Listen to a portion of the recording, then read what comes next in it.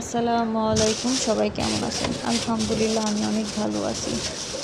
তো ফ্রিজে রাখা ঠান্ডা ঠান্ডা আম খেতে কার কার ভালো লাগে? আমার তো বেশ ভালো লাগে মিষ্টি আম, আরও যদি হয় ফ্রিজে ঠান্ডা ঠান্ডা ঠান্ডা ওয়েদারে খুবই ভালো লাগে। তো আম খাওয়ার জন্য কী অনেক প্রসেসিং করা লাগে, সেলা লাগে, ভালোই লাগে না। তারপর কিছু করার নেই, খেতে হলে করতেই হবে।